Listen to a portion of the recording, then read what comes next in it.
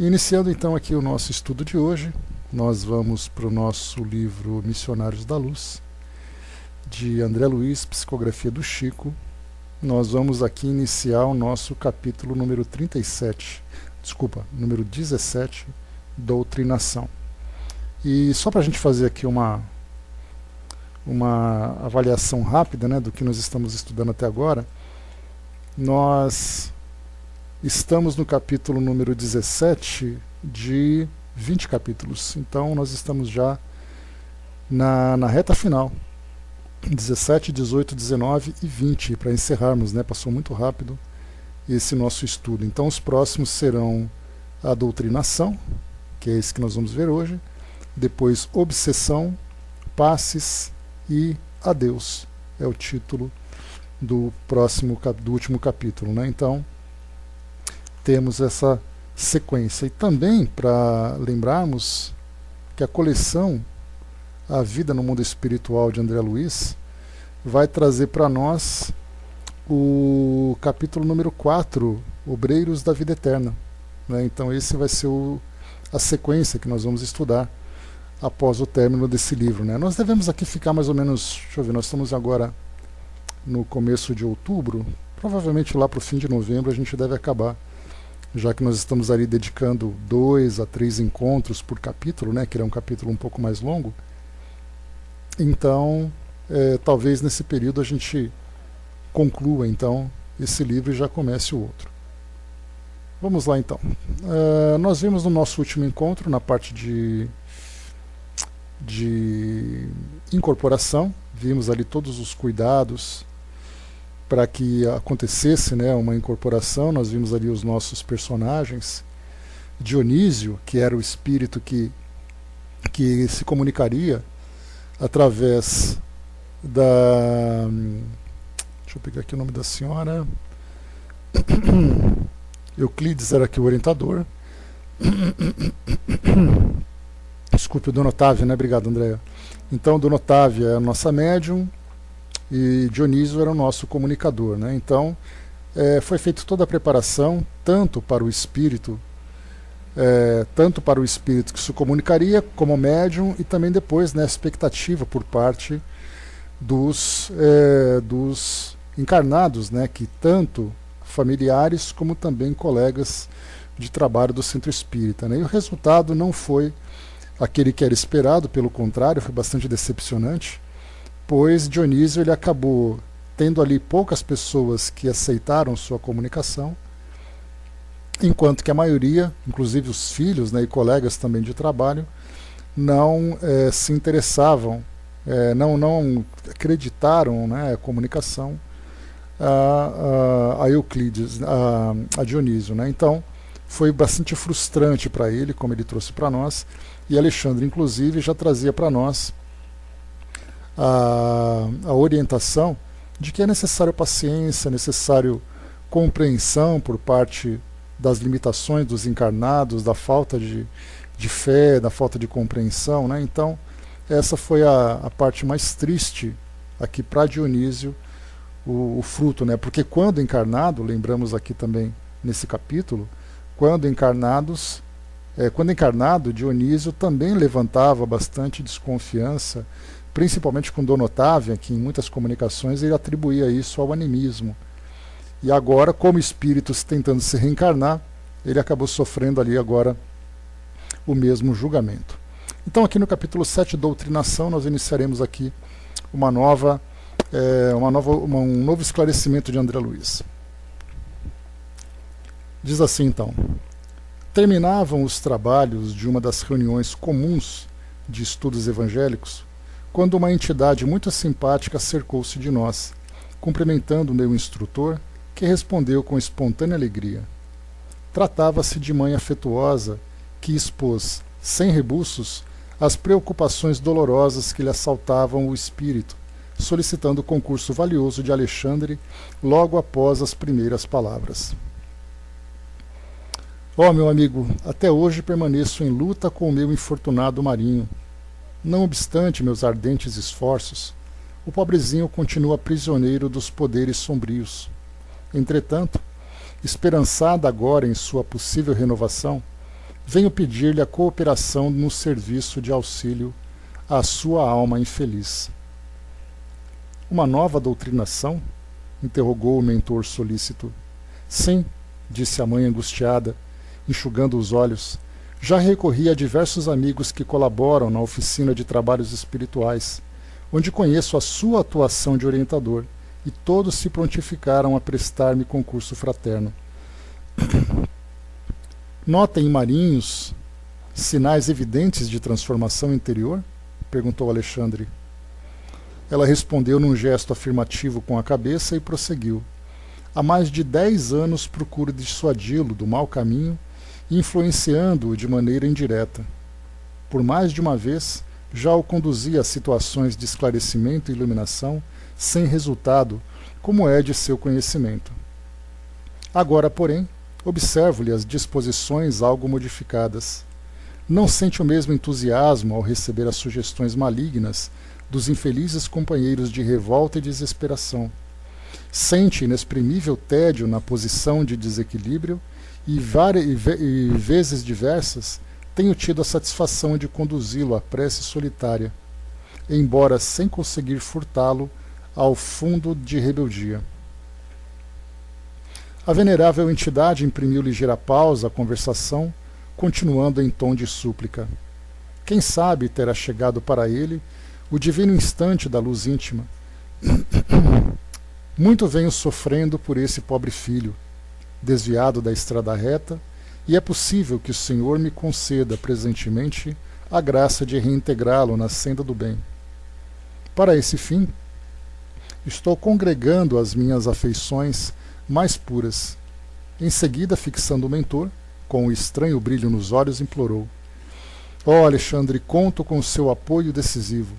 Preciso trabalhar por Marinho, de cuja desventura me julgo culpada até certo ponto, e confesso-lhe, meu amigo, que me sinto cansada em profunda exaustão espiritual.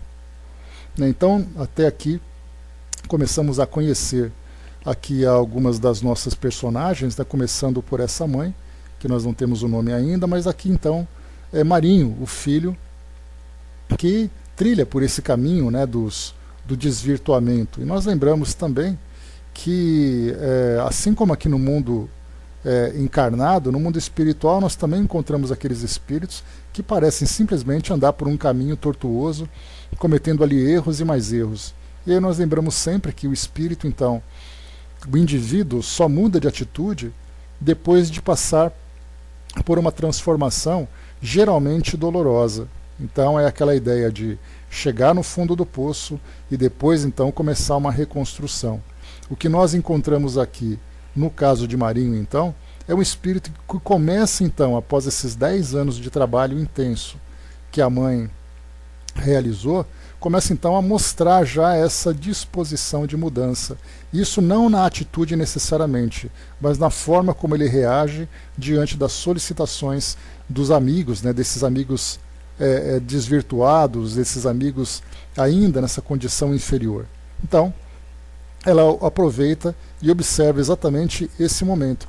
E nós já vimos em alguns casos, como por exemplo, lá no estudo do livro Céu e Inferno nas entrevistas, na parte dos espíritos endurecidos. Há momentos na vida do espírito em que muito pouco se pode fazer até que ele comece a demonstrar esse desejo de modificação. Porque ele se encontra exatamente nesse endurecimento. E esse endurecimento pode ser o endurecimento no mal, o endurecimento no orgulho, o endurecimento na depressão, como foram os casos que nós vimos lá naqueles exemplos. Então, aqui nós vimos um espírito que passou durante tanto tempo nessa condição de desequilíbrio, de atitudes no mal, como nós vimos, que poderíamos fazer uma comparação aqui no nosso mundo físico. Vermos, por exemplo, indivíduos que se encontram envolvidos no crime, e aí então encontramos aquelas mães que imploram para que eles modifiquem suas atitudes. E aí então nós temos dois casos que são importantes, dois pontos a serem observados. O primeiro é a própria vontade do indivíduo de sair daquela condição. E o segundo é ele se livrar das influências que ele sofria, que ele sofre ou sofria durante aqueles momentos. Lá no livro Aconteceu na Casa Espírita, Nós temos ali casos de espíritos, então, dedicados a provocar o desequilíbrio naquela instituição. E aí, então, os trabalhadores do bem no plano espiritual começavam, então, a tentar evitar que aqueles espíritos continuassem com seu assédio. E até mesmo convencendo alguns espíritos a modificarem suas condutas. E alguns daqueles que eram ali, vamos dizer assim, os soldados daquela grande legião do mal que atingia aquela instituição, eles então desejavam a mudança, mas tinham muito medo das consequências, porque na verdade eles não eram apenas convencidos, eles eram coagidos a agir dentro daquela linha de conduta. E aí então, quando foi oferecido para eles o auxílio que eles esperavam, e dando a garantia de que eles estariam protegidos, de que eles estariam seguros, alguns espíritos então abriram mão, causando, como nós lembramos do livro, uma grande revolta entre os líderes daquela facção. Então o que nós vemos hoje é exatamente isso. Muitos jovens, por exemplo, envolvidos no tráfico de drogas, envolvidos em crime nas grandes cidades, têm até a vontade de sair. Mas a ideia é, se você sair, nós te matamos. Se você sair, nós fazemos tal coisa. E aí então fica naquela coação. Então o espírito começa a mostrar o desejo, como nós vimos aqui. Aí o trabalho de saída vai ser exatamente ali a proteção, o convencimento e a proteção de que ele precisa. E aí então os espíritos vão oferecer esse tipo de auxílio. Bom dia, Diva. Continuamos aqui então. Compreendo-a, exclamou o interlocutor comovido. A luta incessante para arrebatar um coração amado, prisioneiro das trevas, dá para esgotar a qualquer um de nós. Tenha calma, porém, se Marinho permanece agora entediado diante dos companheiros de crime, dos companheiros criminosos, né? de criminoso desvio. Então, será fácil ajudar-lhe o espírito, recolocando-o a caminho da verdadeira elevação. De outro modo, não me abalançaria ao concurso ativo. Confie em nossa tarefa e façamos por ele quanto estiver ao alcance de nossas possibilidades. Tudo está pronto no campo preparatório? Sim, elucidou a respeitável matrona desencarnada. Alguns amigos me auxiliarão a trazê-lo, enquanto outros se encarregarão de ajudar Otávia, encaminhando convenientemente o assunto no agrupamento. Então aqui nós vemos já, ainda mantendo a mesma ligação com aquele grupo espírita, onde a senhora Otávia é então a médium, e nós conhecemos a história dela, né? É aquela médium trabalhadora que tinha aquele marido truculento, que causava muitas dificuldades em casa, e aí então ela precisava de toda a ajuda para continuar com esse trabalho, né? Então, temos ali então a mesma personagem do capítulo anterior, ainda servindo de intermédio com o mundo espiritual, agora num trabalho de doutrinação, ou seja, num trabalho de esclarecimento. Há muita resistência em alguns grupos com essa expressão doutrinação, porque doutrinação, na verdade, significa fazer a cabeça de alguém, né, vamos dizer assim. E no caso do auxílio que é prestado, nós colocamos muito mais esclarecimento. Então, tanto doutrinação como esclarecimento tem ali o mesmo objetivo, né, embora as palavras muitas vezes sugiram sentidos diferentes. Então o trabalho, como foi colocado aqui então por essa mãe, o trabalho com o grupo mediúnico já estava ali em preparativos, né, já estava ali em preparação, né? Pois bem, concluiu Alexandre atencioso, na noite aprazada estarei presente cooperando a favor dele quanto seja possível. Depois de comovedores agradecimentos, estávamos novamente a sós. Por que a doutrinação e ambiente dos encarnados? Indaguei. Semelhante medida é uma imposição no trabalho desse teor? Aqui, antes da gente continuar, uma reflexão importante que a gente tem aqui. Quando nós falamos nos trabalhos que são realizados em centros espíritas, bom dia, Didman, trabalhos que são realizados em centros espíritas, trabalhos de cura, trabalhos de desobsessão, trabalhos de esclarecimento, trabalhos de auxílio de um modo geral, a impressão que nós temos é que esse trabalho sempre existiu. E aí eu me recordo do professor Severino Celestino, que ele faz uma colocação, né? Ele diz assim que nós imaginamos que antes dos centros espíritas esse trabalho não acontecia. que nós achamos que os centros espíritas são todos os pontos de salvação do planeta e fora desses ambientes nada mais acontecia.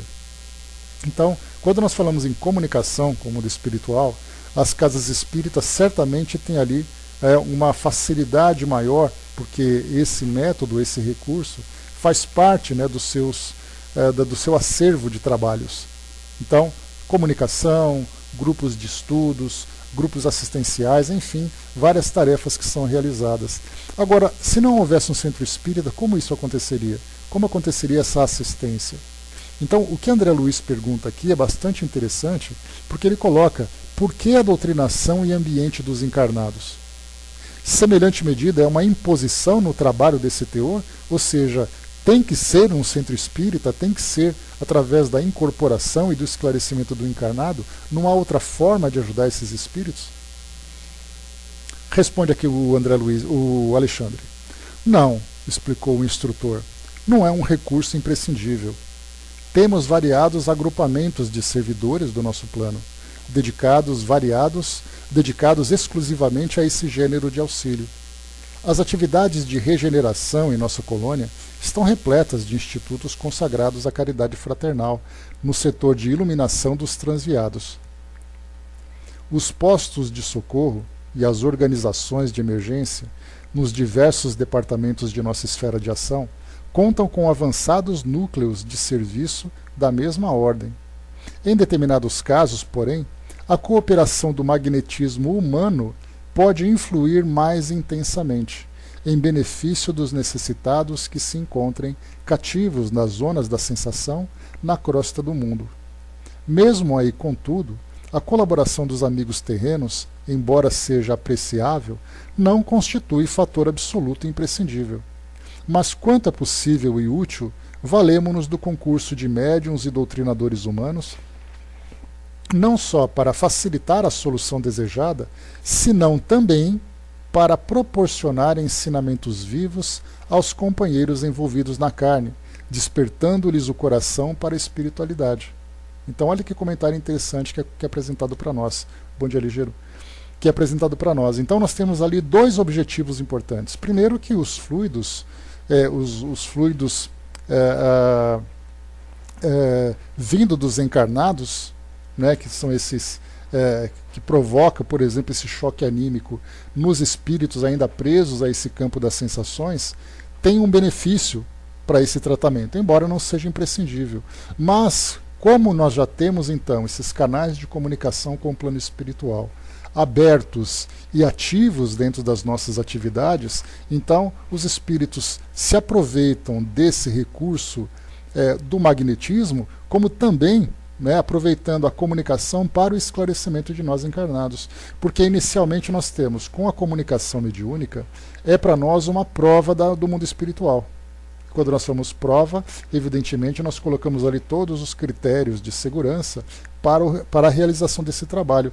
Por exemplo, o objetivo da comunicação, a seriedade dos médiums, a seriedade das instituições. Então nós temos ali a confiança de que aquela comunicação é legítima, não é uma comunicação mediúnica em alguém que se intitula médium e faz qualquer tipo de trabalho. Então, nesse caso, tendo ali um ambiente seguro, um ambiente organizado, voltado, dedicado a essa tarefa com seriedade, então ali é um espaço que facilita para nós a comunicação. E todos os envolvidos, todos os encarnados envolvidos nessa tarefa, estando em constante contato com essas comunicações, faz com que as nossas convicções se fortaleçam cada vez mais. E aí, então, através dessas comunicações, nós temos ali as mensagens que são psicografadas e depois repassadas, nós temos ali depois os exemplos que são citados em palestras, nós temos livros que são escritos, nós temos ali exemplos que são apresentados em curso. Tudo isso em cursos, né, de desenvolvimento mediúnico, do evangelho, enfim, de vários outros temas. Então, o exemplo, né, a comunicação mediúnica para nós é aquilo que nós podemos ver de mais concreto do mundo espiritual aqui na nossa esfera. Então, por isso, vem também a oportunidade de auxílio, como é colocado para nós aqui, né? Fazer com que nós desenvolvamos esse sentimento de fraternidade, de caridade nesse tipo de assistência. Então, auxilia o espírito, auxilia o desenvolvimento de valores em nós e, ao mesmo tempo, fortalece esse nosso entendimento sobre a realidade espiritual. Por isso, então, antes era necessário? Não, não era necessário. Nós tínhamos ali as diversas instituições religiosas, por exemplo, onde nós tínhamos ali religiosos, espíritos vinculados àqueles grupos que trabalhavam com muita seriedade. E continua fazendo isso até hoje. Porque dá a impressão de que a assistência aos espíritos desencarnados só acontece em centro espírita. Nós não imaginamos, por exemplo, que isso acontece numa igreja evangélica, acontece numa igreja católica, acontece no centro de Umbanda, e acontece em outras instituições religiosas, como, por exemplo, num templo, numa sinagoga, acontece numa mesquita, envolvendo ali muçulmanos, judeus, enfim, onde nós temos ali o espírito do bem presente, o trabalho é realizado. Agora, a forma como esse trabalho vai se realizar vai ser de acordo com as condições, de acordo com as crenças, de acordo com os dogmas. Então, dentro de uma igreja, por exemplo, onde nós temos ali um ambiente considerado sagrado, pela forma como os encarnados atuam e trabalham mentalmente em cima dos ensinamentos morais, dos ensinamentos espirituais, cria-se uma psicosfera muito positiva. Então, muitos espíritos são levados a esse tipo de ambiente para receberem assistência. Algumas vezes envolvendo encarnados, outras vezes não. Então, quer dizer, os espíritos vão trabalhar de acordo com as possibilidades do ambiente, mas o ambiente por si só ele é sempre muito favorável, até mesmo influenciando psiquicamente sobre o espírito. Imaginar, por exemplo, um espírito obsessor, ele é levado para dentro de uma igreja para ser orientado. Só o fato dele se sentir dentro de uma igreja, para ele já tem um peso significativo. Porque ele vai se ver num ambiente diferente, ele vai perceber uma assistência de um modo diferente, um ambiente protegido daquele ambiente tão nocivo que ele costuma frequentar. Então tudo isso é levado em consideração no plano espiritual. Bom dia, Gilda. Né? Então tudo isso acontece sempre de acordo com a oportunidade que os espíritos têm de trabalhar.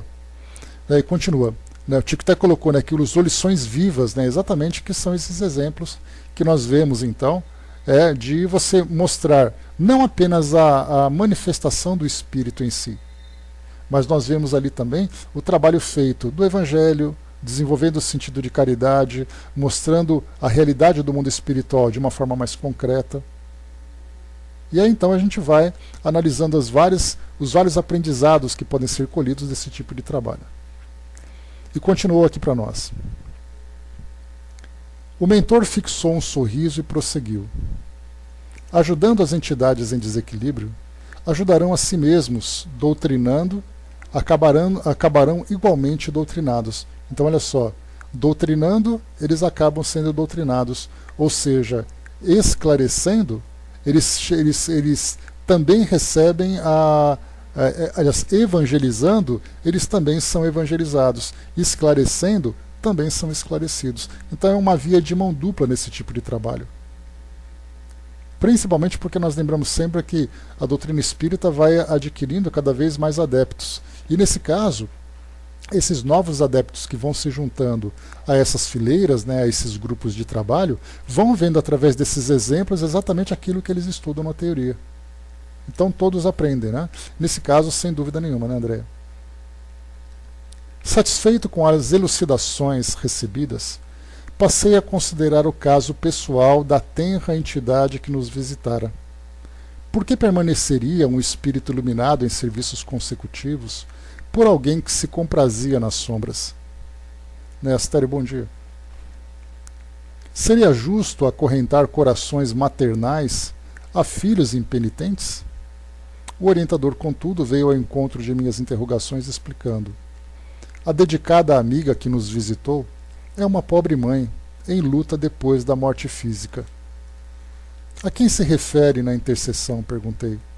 A um filho que foi sacerdote na crosta. Sacerdote? Indaguei profundamente surpreendido. Sim, esclareceu Alexandre. Os desvios das almas que receberam tarefas de natureza religiosa são sempre mais graves. Existem padres que, contrariamente a todas as esperanças de nosso plano, se entregam completamente ao sentido literal dos ensinamentos da fé.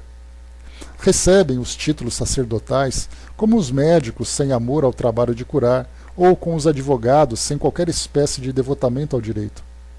Estimam os interesses imediatos, requisitam as honrarias humanas e, terminada a existência transitória, se encontram em doloroso fracasso da consciência.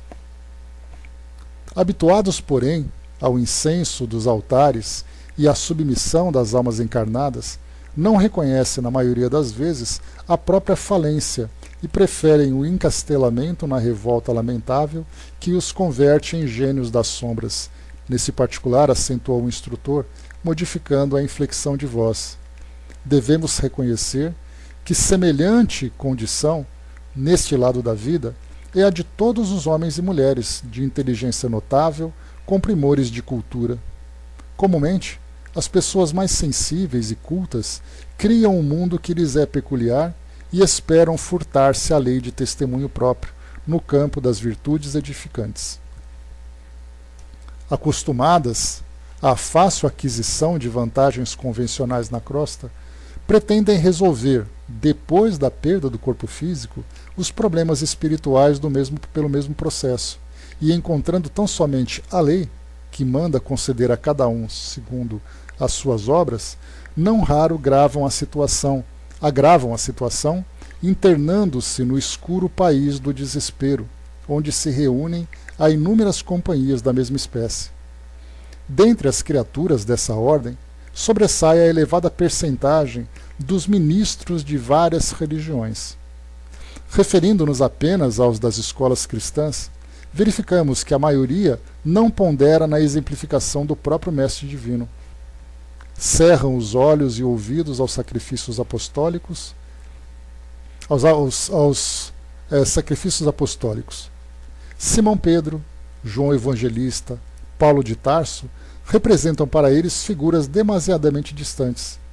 Apega-se às decisões meramente convencionais dos concílios, estudam apenas os livros eclesiásticos e querem resolver todas as transcendentes questões da alma através de programas absurdos de dominação pelo culto exterior.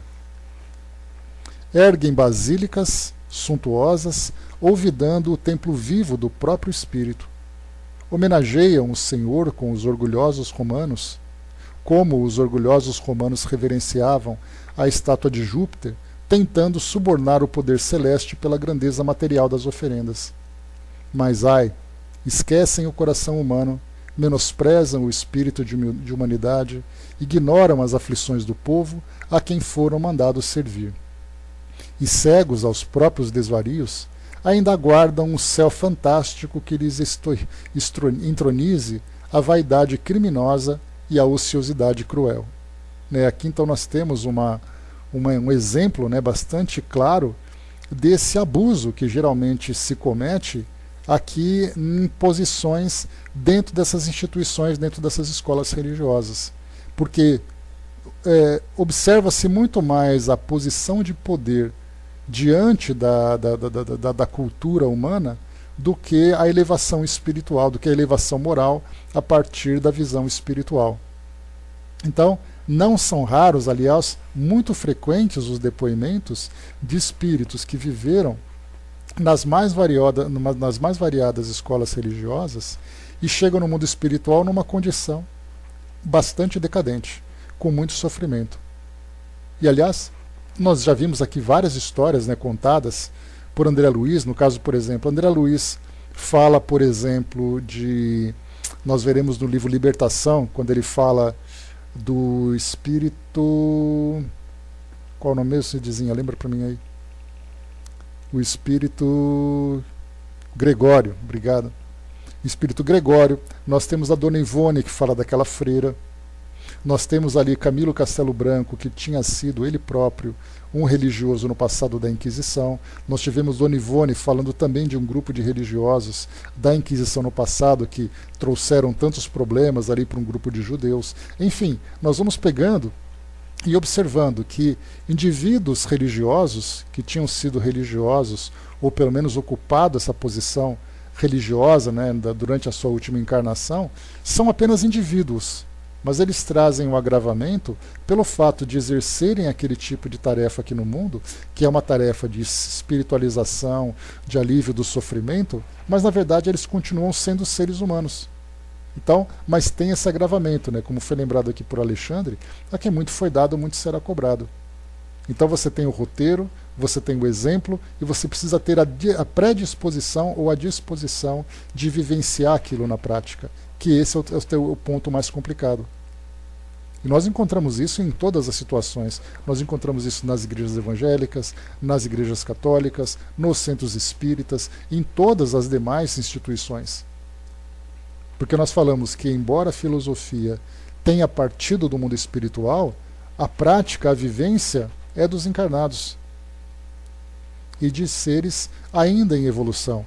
Então, por isso nós encontramos tantos escândalos que, infelizmente, acabam aí sendo divulgados na mídia, escândalos de toda a ordem, desde corrupção, desde de abusos sexuais, desde incitação ao terrorismo, desde a corrupção dos valores, a corrupção do dinheiro, enfim.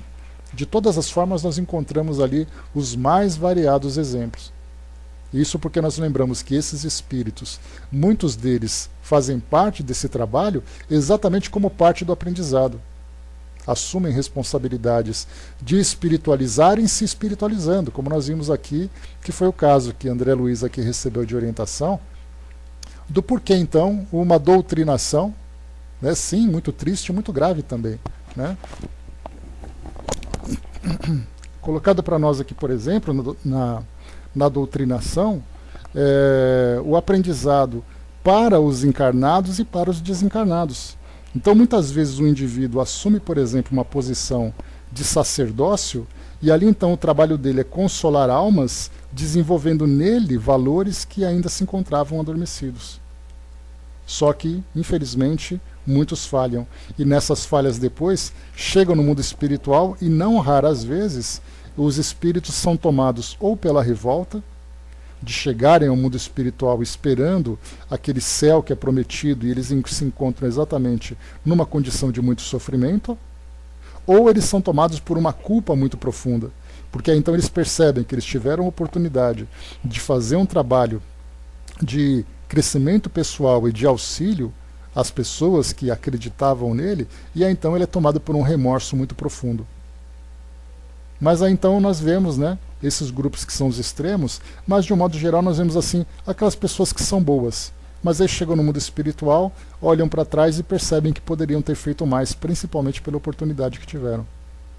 Então, são sempre trabalhos de renovação que esses espíritos vão vivendo. André colocou, muitos continuam nas igrejas perdidos, sim, continuam. Né? Mas é claro, vamos lembrar também, não apenas dos fracassos, vamos lembrar também dos casos bem-sucedidos. Bom dia, Angelina.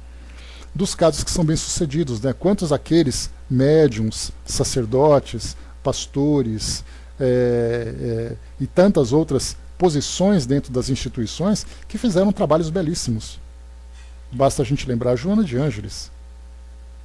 Um exemplo bastante simples para nós, basta nós lembrarmos Chico Xavier.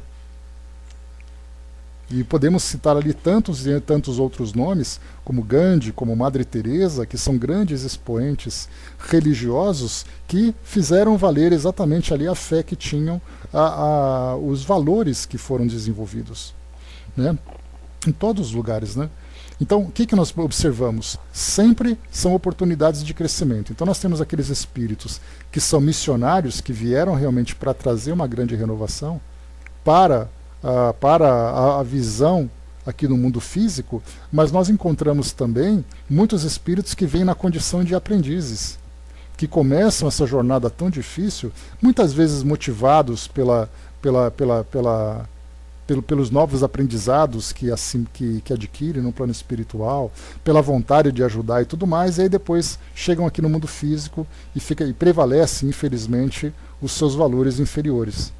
Mas é sempre um aprendizado contínuo para esses espíritos, né? Porque o ambiente é sempre muito favorável. Você está em constante contato com a mensagem, você vê ali os tantos exemplos, sempre a oportunidade do trabalho, a oportunidade do servir, sempre tem ali a necessidade do próximo como o seu principal objetivo. E isso, sem dúvida nenhuma, é um grande estimulante para que o espírito possa então se renovar e se dedicar a esse trabalho. Mas infelizmente ele acaba sempre ali tendo as suas fraquezas ainda quando ele está nessa faixa de desenvolvimento ainda mediana para inferior, né? E continua aqui para nós. Alexandre, nesse ponto das elucidações, como se fora chamado a meditações mais profundas, silenciou por momentos, continuando em seguida. Para estes, André, para esses religiosos que nós comentamos, a morte do corpo é um acontecimento terrível. Alguns enfrentam corajosos a desilusão necessária e proveitosa.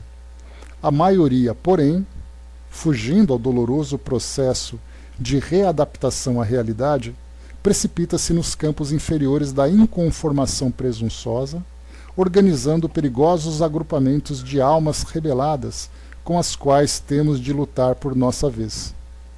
Quase todas as escolas religiosas falam do inferno de penas angustiosas e horríveis, onde os condenados experimentam torturas eternas.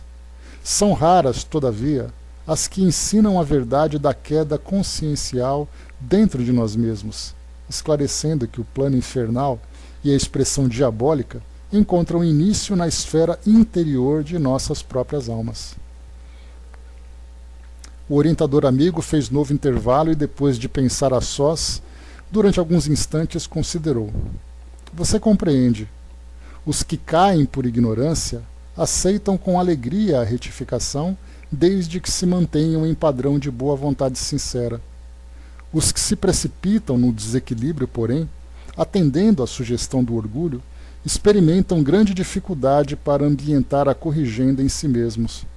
Precisam edificar maior patrimônio de humildade antes de levarem a efeito a restauração imprescindível.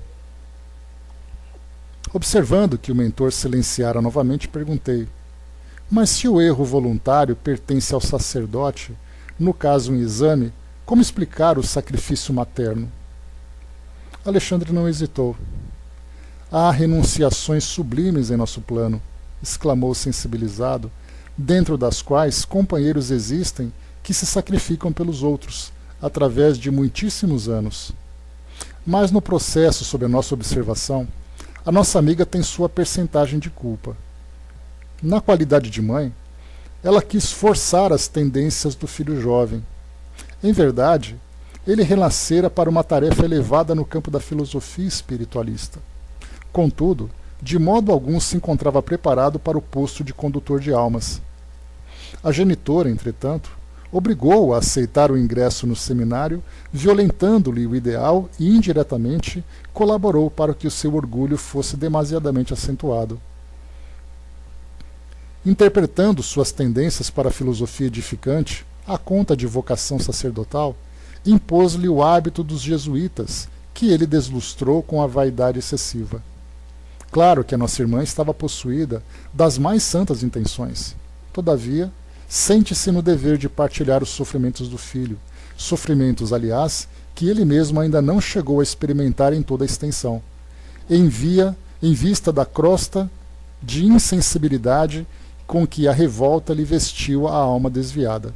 Então aqui nós temos uma situação bastante peculiar, né? Porque quando nós voltamos no tempo, né? Bom dia, Lê. Quando nós voltamos no tempo, coisa de 2, 3, 4 séculos, eu cheguei até a comentar com vocês, né? Na Alta Idade Média, por exemplo, nós víamos que uma das grandes tradições das famílias de nobres era sempre ter dois postos importantes. O primeiro posto era um posto militar e o segundo posto era um posto religioso. Então as famílias tinham que ter filhos e filhas envolvidos dentro desse tipo de trabalho. Então, na verdade, era quase que uma obrigação. Assim como as jovens, por exemplo, tinham a obrigação de se casarem e ter filhos. Era uma obrigação. Então, casamentos arranjados para fazer a união de famílias, as filhas não podiam ficar solteiras, porque era aquela questão de orgulho de família, orgulho social, orgulho pessoal.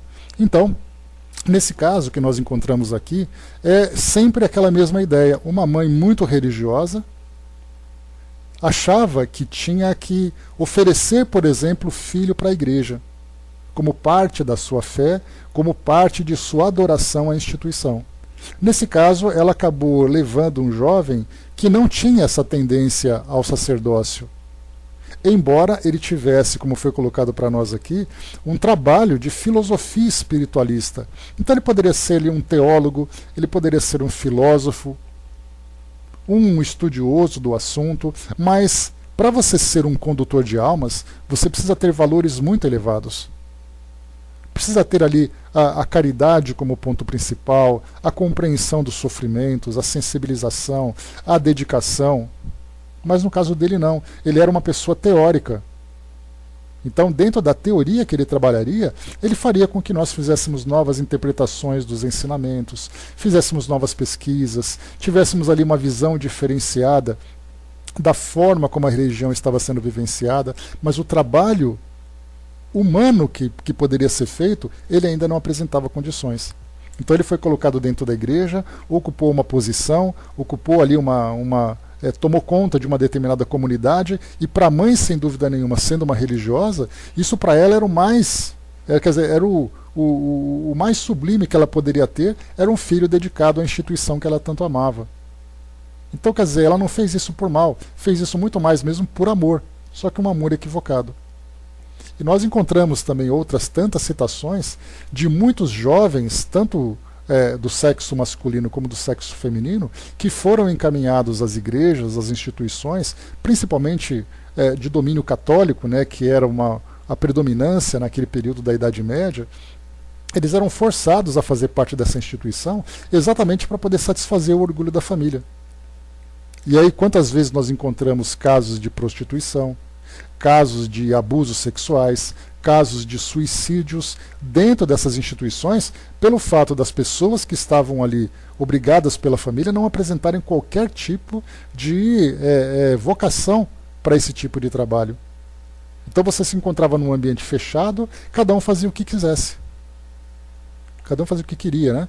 Então, um dos casos, por exemplo, que eu comentei com vocês, um filme que foi produzido na década de 1950, 1960, se não me engano, contava exatamente a história de um convento.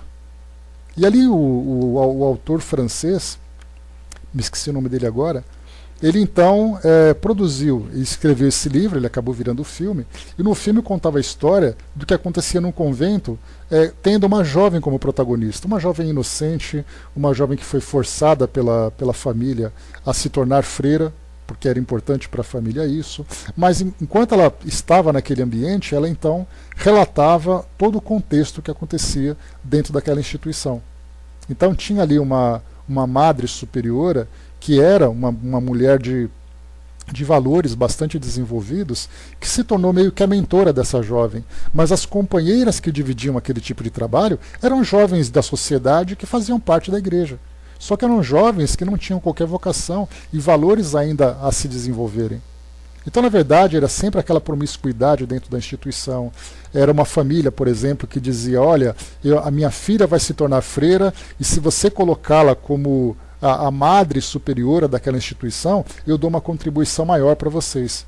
E aí, então, dentro dessa política, iam promovendo essas jovens para ocupar postos para os quais elas não tinham qualquer tipo de capacitação.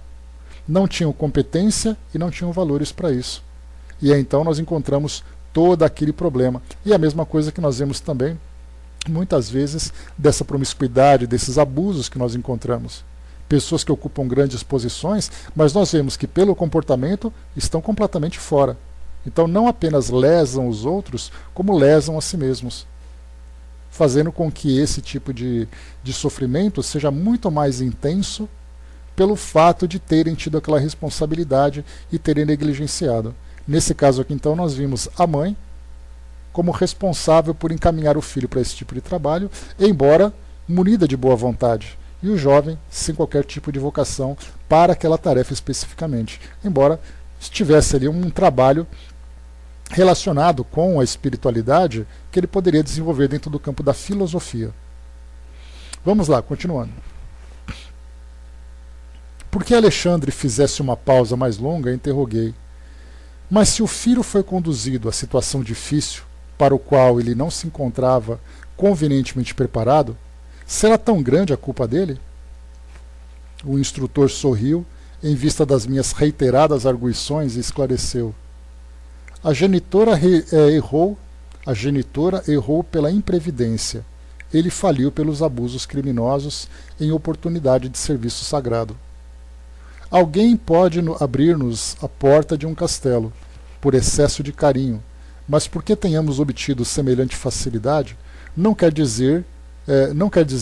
isto dizer isenção de culpa, caso venhamos a menosprezar a dádiva, destruindo os tesouros colocados sob nossos olhos. Por isso mesmo, a carinhosa mãe está efetuando a retificação amorosa de um erro, enquanto o filho infeliz expiará faltas graves. Essa explicação encerrou a palestra referente ao assunto. Na noite previamente marcada, acompanhei o pequeno grupo que procurou Marinho para o auxílio espiritual. Constituía-se a nossa reduzida expedição apenas de 4 entidades: Alexandre, a genitora desencarnada, um companheiro de trabalho e eu.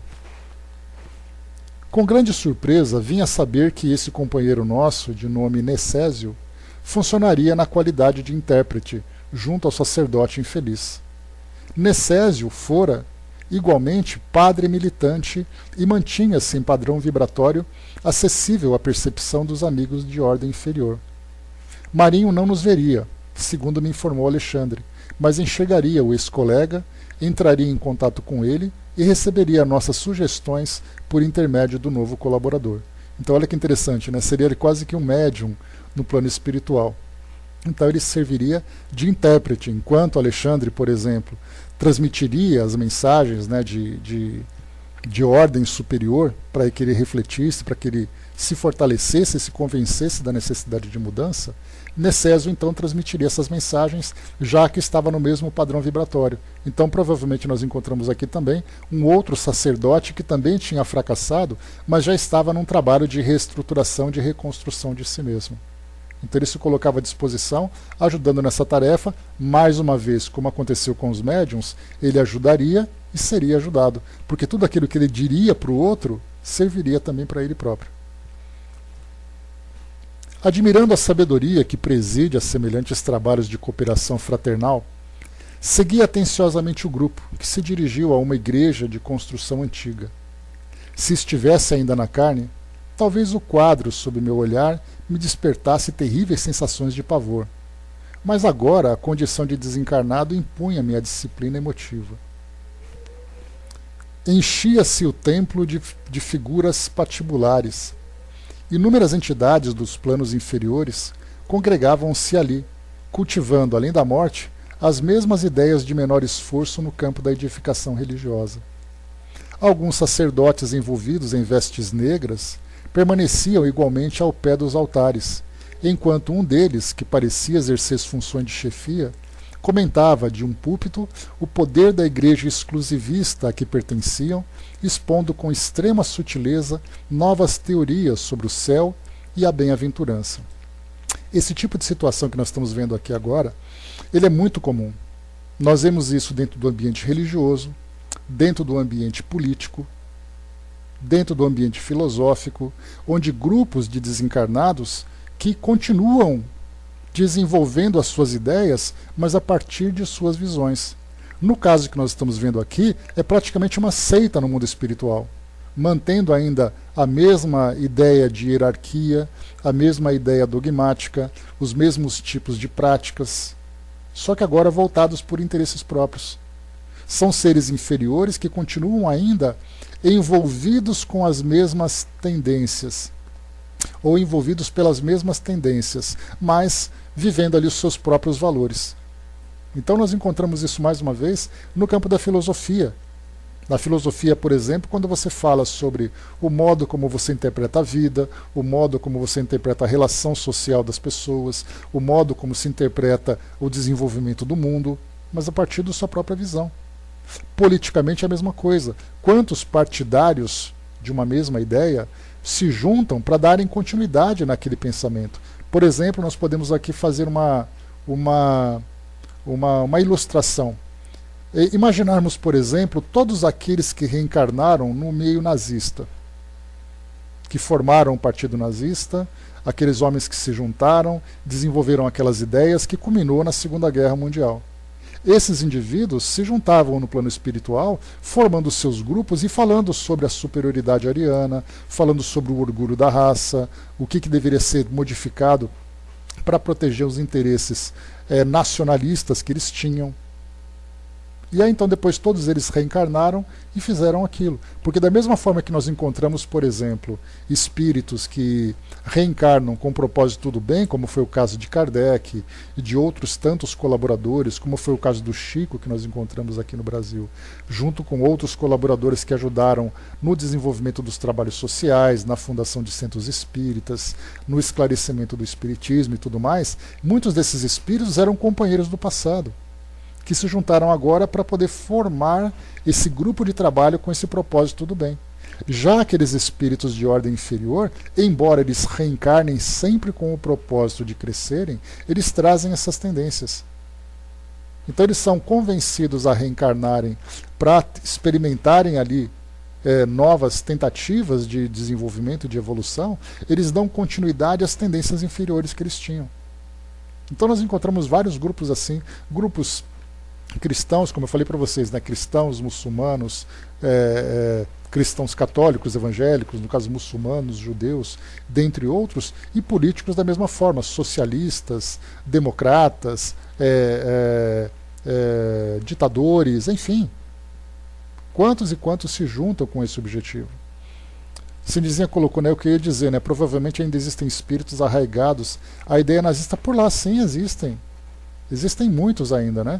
Tanto que nós vimos assim, Cindizinha, num dos livros de Leon Denis, que fala sobre o mundo espiritual e a guerra, um livro que eu nunca lembro o nome dele, mas ele lembra, né, o Leon Denis escreve esse livro, obviamente, quando encarnado, e ele então vai, através da mediunidade que ele tinha, ele vai então mostrando aquele contexto que ele estava vivendo. Era o contexto da Primeira Guerra Mundial, entre 1914 e 1918. E ele então relatava o que estava acontecendo na França naquele momento. E ele traz nesse livro a visão exatamente das influências espirituais que estavam acontecendo. Então ele falava, por exemplo, que as grandes lideranças francesas desencarnadas, incluindo generais, incluindo Joana de Ângeles, tem inclusive digital esse livro, depois eu pego para vocês aqui, Joana de Ângeles, ó, Joana d'Arc, incluindo Joana d'Arc, dentre outros, ele fala assim que a França estava sendo dirigida espiritualmente por essas entidades. Enquanto que naquele período, né, os opositores alemães naquela época estavam ali sendo dirigidos por outras entidades também. Então, na verdade, é assim, a guerra no mundo espiritual é a mesma guerra que acontece aqui. Só que lá as armas são as armas da influência. Aqui nós utilizamos as armas materiais e, obviamente, também das mesmas influências. É uma história interessante, então ele vai relatando aquilo que ele viveu naquele momento, que ele estava ali vivendo, e foi depois desse período que ele desencarnou. Essas influências podem acontecer ainda hoje, não só podem, como acontecem. Que nós encontramos aí os conflitos acontecendo, imaginando, por exemplo, algo bastante patente que nós estamos vendo agora, na Síria, onde nós temos ali o Estado Islâmico, onde nós temos ali forças de coalizão. Essas decisões não são decisões apenas de encarnados. Se os espíritos, conforme a questão 459 do Livro dos Espíritos, nos influenciam muito mais do que nós imaginamos de sorte, que são eles que nos dirigem, imaginemos o que acontece numa época de guerra. Porque a gente acha, se você vê assim, imagina assim, Cindizinha, num ambiente político, num ambiente onde acontece o crime, num ambiente onde acontece a prostituição, num ambiente onde acontece a guerra, num ambiente onde tem refugiados. Se um indivíduo é influenciado para fazer uma coisa banal, imaginemos esses grandes transtornos, esses grandes abalos que acontecem na nossa sociedade. Ela nunca acaba, né? Tanto influência positiva como negativa. Claro que o mundo espiritual superior não fica simplesmente passivo diante disso. Mas o livre-arbítrio faz parte, e as escolhas dos encarnados vão exatamente determinar a qualidade das existências que eles terão. Se a decisão deles é uma decisão problemática, então eles vão ter que sofrer as consequências do problema. Tá ali, André colocou O Mundo Invisível e a Guerra. Obrigado, André. Esse é o livro. É facinho de achar. Digitalmente vocês acham em PDF aí. Então ele conta uma história bastante interessante dessas influências todas. E tem um outro livro também, O Mundo Espiritual e a Guerra, ou Guerra no Mundo Espiritual, que é do de Kai Barchutel. É Kai Barchutel, se eu não me engano, o autor espiritual. Ele fala exatamente sobre a Segunda Guerra Mundial. E ele fala sobre as influências que estavam sobre os aliados e sobre os nazistas, sobre os fascistas, sobre os imperialistas. Então ele mostra grupos assim coordenando trabalhos no plano espiritual e influenciando as lideranças aqui no mundo físico. Isso acontece o tempo todo. Então pensemos sempre nesse ponto. Então aqui continuando, deixa eu ver aqui onde eu parei. Então falávamos desses grupos, né, de religiosos envolvidos com vestes negras, que estavam ali igualmente ao pé dos altares. Então eles se juntam no mundo espiritual e a partir desses grupos eles também influenciam aqui os encarnados. Mas eles se aproximam no plano espiritual pelas suas tendências. E continua. Assombrado, ouvi a palestra, a palavra amiga de Alexandre que me explicava gentilmente. Não estranhe. Os desesperados e preguiçosos também se reúnem depois da transição da morte física, segundo as tendências que lhes são peculiares. Como acontece às congregações de criaturas rebeldes na crosta planetária, os mais inteligentes e sagazes assumem a direção. Muitos males são praticados por esses infelizes inconscientemente. Exclamei com espanto. Como podem entronizar a ignorância a esse ponto? Quem poderia crer no quadro que observamos? Se forem criaturas informadas quanto à verdade, por que motivo ainda se entregam à prática do mal? Trata-se de ação maléfica inconsciente, esclareceu o bondoso Alexandre. Mas, respondi aturdido, por que contrassenso as almas cientes da distância que as separa da carne não se rendem à lei do bem? O instrutor sorriu e obtemperou. Entretanto, só um instantinho.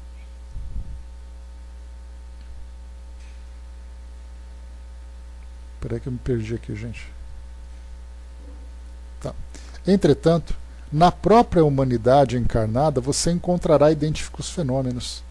Decorridos mais de 1000 anos sobre os ensinamentos do Cristo, com a visão ampla dos sacrifícios do Mestre e de seus continuadores, cientes da lição da manjedoura e da cruz, investidos na posse dos tesouros evangélicos, abalançaram-se os homens às chamadas guerras santas, exterminando-se uns aos outros em nome de Jesus.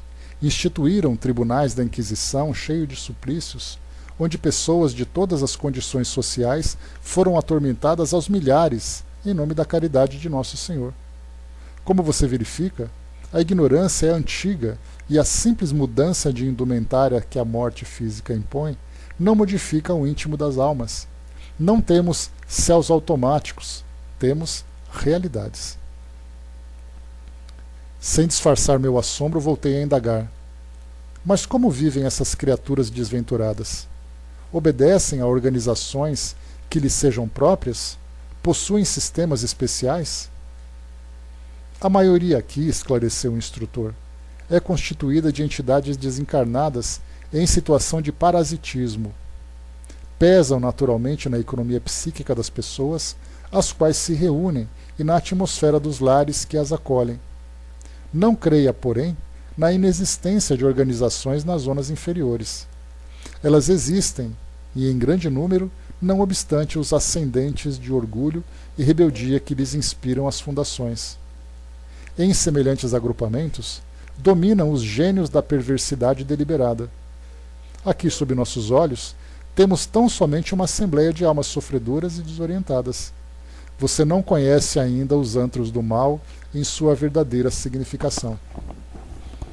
Então, essa previsão aqui que Alexandre já apresenta para André Luiz, um instantinho, essa previsão aqui desses antros do mal, que André Luiz ainda não conhece, ele vai conhecer nos livros futuros, né, que nós vamos seguindo. Como no próprio livro Libertação, por exemplo, ele faz uma viagem, vamos dizer assim, no submundo do mundo espiritual, onde ali grupos altamente fortalecidos nessa perversidade, acabam influenciando, interferindo e muito aqui no nosso mundo. Então, mostra uma realidade que para nós que é assustadora. Mas, é claro, assustadora desde que cedamos, né, a esse tipo de medo e nos deixemos influenciar por essas tendências.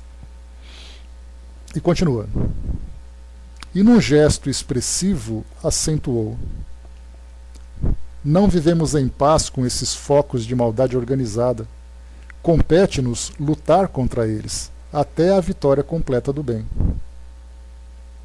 Mais uma vez senti a extensão e a magnitude dos serviços que aguardam as leis, aguardam os leais servidores de Jesus, depois da morte do corpo físico.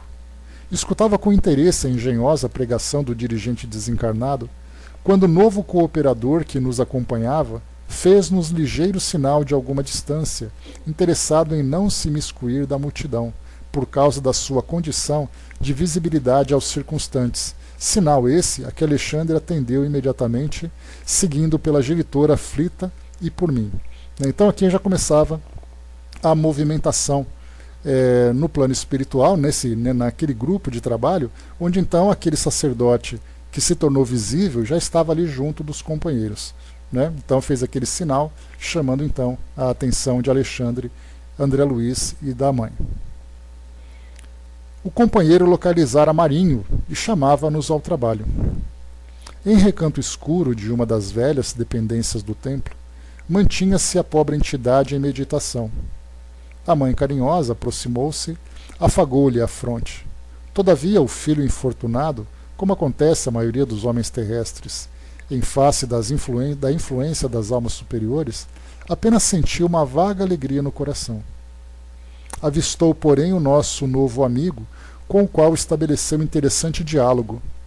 Logo após receber-lhe afetuosa saudação, perguntou Marinho surpreso: foi também padre?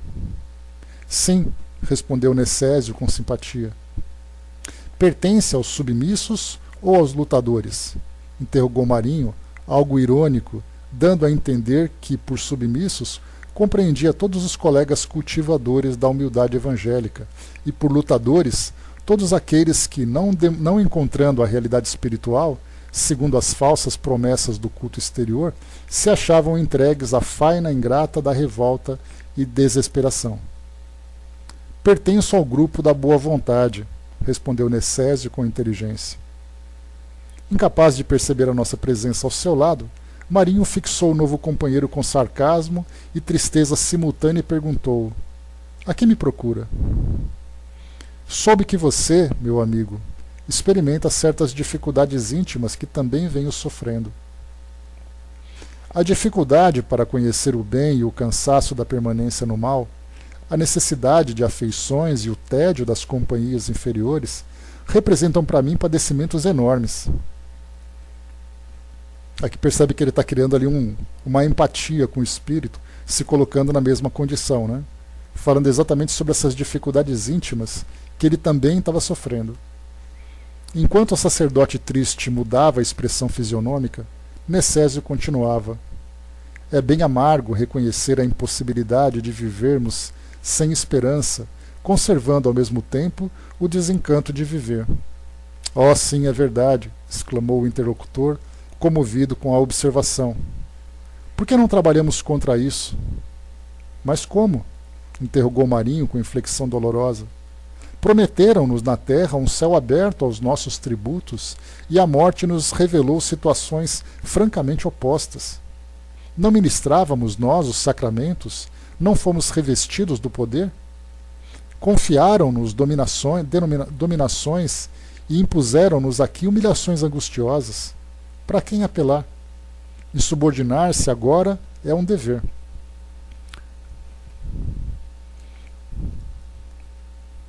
Só um instantinho, pronto. Notei que o nosso colaborador se prontificava a responder com argumentação sólida, de essência evangelizante, falando-lhe das vaidades terrestres e das interpretações arbitrárias do homem no campo das leis divinas, mas antes que Necésio pudesse imprimir à conversação qualquer sinal de contenda, Alexandre advertiu-o bondosamente: não discuta. Então aqui a gente tem, né, num debate como esse, em que nós encontramos numa determinada mente uma ideia cristalizada, e isso serve como uma grande lição para todos nós. Se você vai trocar ideias com alguém e esse alguém já apresenta essa ideia cristalizada, não adianta discutir. Só vai fazer com que ele se retraia cada vez mais, com que ele fortaleça cada vez mais a sua posição. Porque inicialmente essa ideia que ele tem é a defesa da sua honra. É o que faz, o que sustenta isso é exatamente o seu próprio orgulho. E aí quando você provoca, você acaba fazendo exatamente com que ele se enrijeça cada vez mais. E aí então a colocação de Alexandre é exatamente essa. Falando sobre o sofrimento, falando sobre as dificuldades, e aí então ele vai dizer, não, agora nós temos que nos revoltar, nós temos que nos insubordinar. Não adianta dizer nada ao contrário naquele momento, seguindo essa mesma linha de raciocínio. A Angelina tinha colocado lá em cima, né, sobre a semeadura livre, a colheita obrigatória, exatamente sobre aquilo que nós semeamos durante a vida e colhemos no mundo espiritual, né? Tico Teco lembrou, a vida é uma caixinha de surpresa, né? Sempre, né? E na verdade a gente vai colocando também, né, Tico Teco, porque ela é uma surpresa quando a gente age intempestivamente. Porque depois que a gente aprende as regras do jogo, fica muito mais fácil nós tomarmos ali as nossas decisões. Porque você faz sabendo qual é o resultado. Exatamente, né, como eu falo para vocês, aquele verso clássico, né, do nosso querido Renato Russo, né, disciplina é liberdade. Então se você age disciplinadamente, você não tem surpresas, porque você sabe qual é o resultado.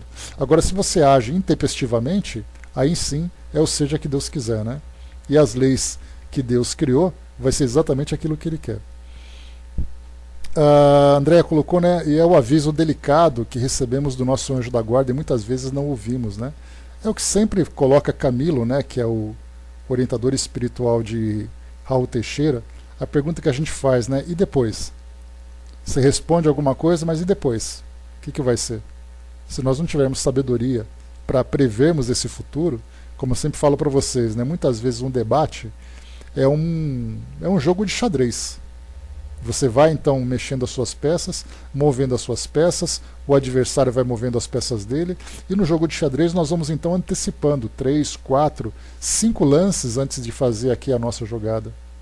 Sabendo exatamente, tentando prever exatamente o resultado do outro. Se você age de qualquer jeito, você acaba perdendo o jogo exatamente porque você não previu quais seriam as consequências.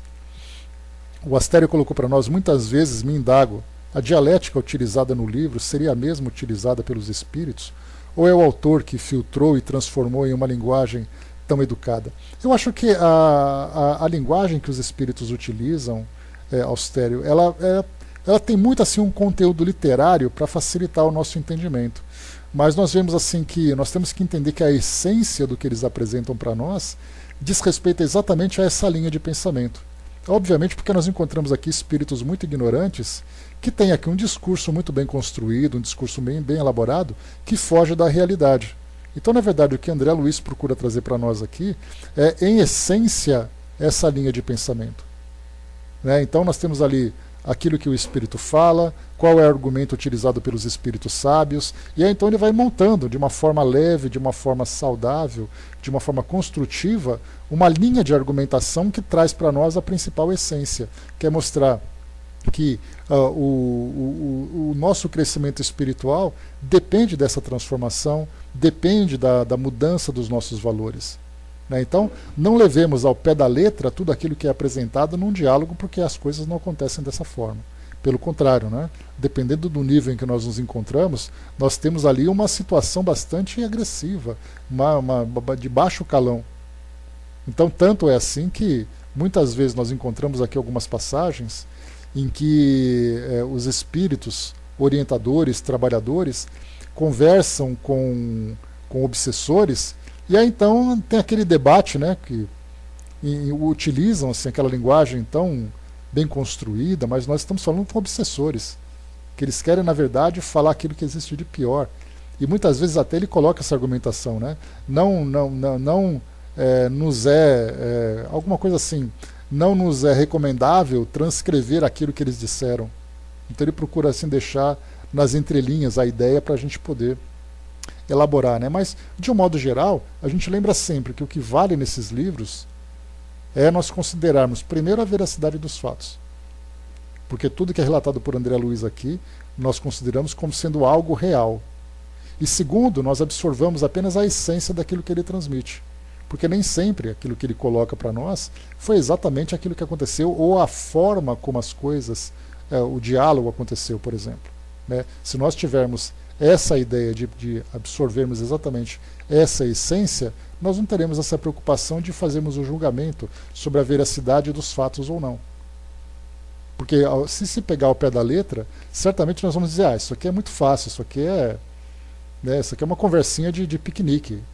E a coisa não é assim, a gente vai ter que exatamente contextualizar essas colocações que ele traz para nós. Deixa eu ver aqui. E a mesma coisa também, né, Tic-Tac? Quando fala do linguagem sofisticada, é a mesma coisa também. O propósito, como é um propósito edificante, nós trazemos um livro culturalmente bem construído. Mas no dia a dia as coisas não acontecem dessa forma. Então aqui, Alexandre advertiu bondosamente. Não discuta. Só um instantinho. O interpelado modificou a disposição e considerou com afabilidade. Sim, meu amigo, cada consciência tem suas lutas e problemas próprios. Não venho disputar a sua renovação compulsória. Incumbindo por alguns amigos que se interessam pela sua felicidade, em plano mais alto, venho convidá-lo para uma reunião. Né? Então aqui a gente viu que a colocação de Necésio foi exatamente... Tá, tudo bem, né? Se você pensa assim, se você acha que é assim, tudo bem. Mas depois ele muda de assunto. Mas eu vim aqui te chamar para fazer aqui participar de uma reunião. Né? Então eu vi assim que ele cortou rapidamente esse debate para que não quebrasse principalmente a harmonia, a empatia que ele estava criando com esse jovem, né? Com esse filho, né, na verdade. Desejarão acaso modificar o meu rumo, como já tentaram? Perguntou o Marinho, curioso. Naturalmente, foram avisados de seu novo estado íntimo, aduziu Necésio decidido, e talvez pretendam oferecer-lhe vantagens novas, quem sabe? O interlocutor pensou alguns minutos e voltou a fazer indagações quanto aos seus prováveis benfeitores. O nosso companheiro, porém, informou com serenidade. Não dispomos de tempo para muitas elucidações. Creio que o amigo, como aconteceu comigo mesmo, lucrará muitíssimo. Entretanto, se deseja tentar uma solução para o seu caso, não podemos perder os minutos. Então nós vimos aqui que essa abordagem feita por Necésio já tinha, como nós vimos anteriormente, a ideia de uma predisposição de desânimo por parte de Marinho com relação à posição em que ele se encontrava. Então, tendo essa possibilidade, vendo que aquela couraça que ele utilizava, principalmente construída pelo seu orgulho ferido, pelas decepções, pela revolta que ele tinha, já apresentava ali algumas rachaduras. E exatamente aproveitando essas oscilações na determinação dele, é que essa ideia, então, ela poderia florescer. Via-se que Marinho penetrava o terreno obscuro da indecisão. No entanto, sua genitora desencarnada enlaçou-o com mais carinho, a pedir-lhe mentalmente que acompanhasse o mensageiro, sem hesitação. Impossibilitado de oferecer resistência àquela vigorosa imposição magnética do amor fraternal, exclamou resoluto: Vamo-nos! Então aqui foi montada uma equipe, né, interessante esse grupo que foi montado. Então nós temos aquele que atua diretamente conversando com o espírito, nós temos aquele que é o sábio, que é o mentor intelectual do grupo, que é o caso de Alexandre, e temos a mãe que atua dentro das vibrações de uma forma mais íntima, Então, essa é uma abordagem ali, infalível que nós vemos, né? Aquele que conversa, que cria empatia, aquele que orienta e aquele que envolve. E André Luiz ali apenas como observador. Necésio estendeu-lhe o braço de irmão e retiramo-nos apressadamente por uma das pequenas portas laterais. Esse apressadamente é exatamente por causa daquilo que eu comentei com vocês. Esses grupos que formam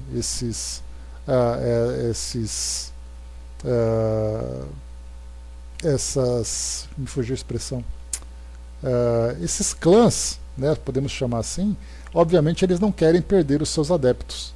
Então, a partir do momento em que ele mostrou aquela disposição de aceitar essa sugestão, rapidamente tem que tirá-lo de lá, porque do contrário, se os espíritos percebem que existe essa oscilação, esse vacilo por parte do espírito, rapidamente então eles agem tentando demovê-lo dessa ideia, seja através de convencê-lo da posição em que ele se encontra, que é a posição certa, que o que ele está fazendo é a coisa certa, seja através de uma coação, como eu comentei com vocês, fazendo ameaças. Então, rapidamente já tira-o daquele espaço para poder fazer o trabalho, então, de transformação de ideias.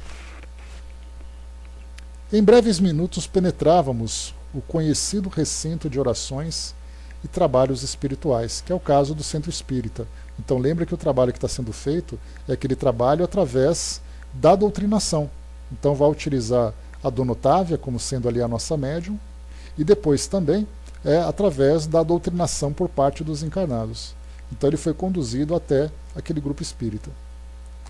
Observei que muitos servidores de nossa esfera mantinham-se de mãos dadas, formando extensa corrente protetora da mesa consagrada aos serviços da noite.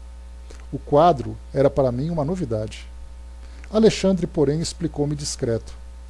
Trata-se da cadeia magnética necessária à eficiência de nossa tarefa de doutrinação. Sem essa rede de forças positivas, que opera a vigilância indispensável, não teríamos elementos para conter as entidades perversas e recalcitrantes. Então aqui, Alexandre, porém, fez-me perceber que a hora não comportava conversações e, auxiliando Necésio, localizou Marinho dentro do círculo magnético, onde, com surpresa, verifiquei a presença de vários desencarnados sofredores, trazidos por outros pequenos grupos de amigos espirituais e que, por sua vez, aguardavam a oportunidade de doutrinação. Então nós paramos por aqui, nesse nosso estudo, porque agora vai começar o trabalho propriamente dito, de doutrinação, e aí então nós vamos depois estudar com detalhes no nosso próximo encontro. Pois é, Tic-Tac. E aqui, então, o interessante também a gente observar é a forma como o grupo foi formado, de mãos dadas e tudo mais. Porque o que nós temos hoje, por exemplo, dentro da doutrina, principalmente nos trabalhos feitos em reuniões mediúnicas, tem muito aquela coisa, vamos dar as mãos para fazermos as nossas preces. Para aqueles que são os mais críticos, vão dizer que esse tipo de contato físico não tem necessidade, porque tudo é formado pelo pensamento. Da mesma forma, nós encontramos também aqui essa cadeia magnética, formada exatamente por esse contato entre todos os participantes do grupo, todos os médiuns do grupo. O que nós lembramos também, o que nós devemos considerar, é que muitas vezes esse contato físico faz com que nós, seres encarnados, fortaleçamos cada vez mais as nossas ideias. É a mesma coisa que acontece quando nós estamos dentro de um ambiente religioso, quando nós estamos segurando um objeto religioso. Então, quer dizer, você precisa estar dentro de um templo religioso, de um templo filosófico espiritualista, como é um caso de um centro espírita, para você estar em contato com Deus? Não, mas você se sente muito mais fortalecido quando se encontra nesse ambiente. Então, quer dizer, para nós, aquilo que sensibiliza, que toca os nossos sentidos, faz com que nós nos sintamos muito mais fortalecidos. Então, muitas vezes, durante um momento de prece, as pessoas que dão as mãos se sentem muito mais fortalecidas formando essa corrente, mesmo que ela não seja necessária. Porque no plano espiritual nós não vemos, por exemplo, relatos de espíritos dando as mãos fazendo um círculo para poder orar. Eles simplesmente elevam o pensamento, entram em sintonia com as esferas mais elevadas e aí então a prece acontece.